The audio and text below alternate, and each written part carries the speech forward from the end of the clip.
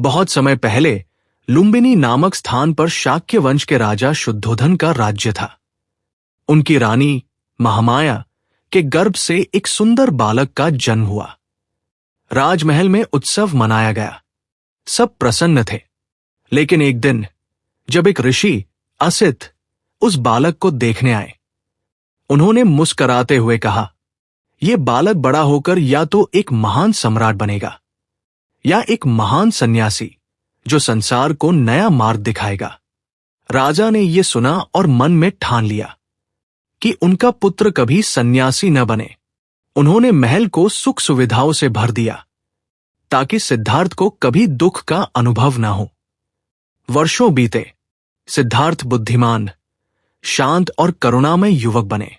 उनका विवाह यशोधरा से हुआ और पुत्र राहुल का जन्म हुआ। एक दिन सिद्धार्थ ने महल के द्वार से बाहर जाने की इच्छा जताई। सारथी चन्ना के साथ वे नगर भ्रमण पर निकले। वहीं उन्होंने देखे 4 दृश्य जिन्होंने उनका जीवन बदल दिया। पहला, एक वृद्ध व्यक्ति जो कमजोर और थका हुआ था। दूसरा, एक बीमार व्यक्ति जो कष्ट में था। तीसरा, एक मृत शरीर जिसे लोग श्मशान ले जा रहे थे। और चौथा, एक सन्यासी जिसके चेहरे पर गहरी शांति थी। सिद्धार्थ के मन में प्रश्न उठा, क्या हर मनुष्य को वृद्ध होना, बीमार होना और मरना ही है? क्या इस दुख से मुक्ति का कोई मार्ग नहीं है? एक रात जब पूरा राजमहल सो रहा था, सिद्धार्थ ने अपनी पत्नी यशोधरा और पुत्र राहुल को देखा।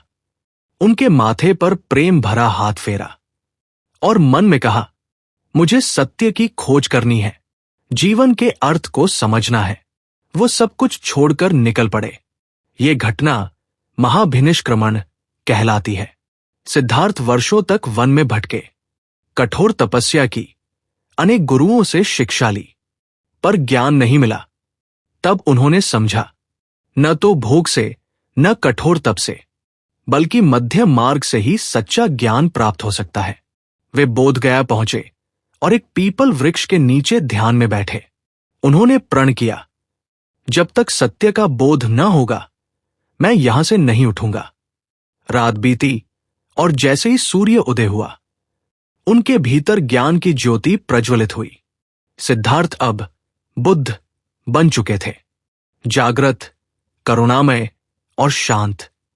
ज्ञान प्राप्ति के बाद बुद्ध ने सिखाया कि जीवन में दुख है, पर उसका कारण हमारी इच्छाएं हैं। यदि हम इच्छाओं को त्याग दें तो निर्वाण यानी दुखों से मुक्ति पाई जा सकती है। उन्होंने सिखाया, अहिंसा, सत्य, करुणा और मध्यम मार्ग अपनाओ। सारनाथ में उन्होंने अपना पहला उपदेश दिया, जो धर्मचक्र प्रवर्तन कहलाया। वहीं से बौद्ध धर्म का नया युग शुरू हुआ। बुद्ध के शिष्य बढ़ते गए। राजा, व्यापारी, किसान सब उनके अनुयायी बने। उनकी वाणी सरल थी पर प्रभावमित। बाद में सम्राट अशोक ने भी बुद्ध का मार्ग अपनाया और उनके संदेश को पूरी दुनिया में फैलाया।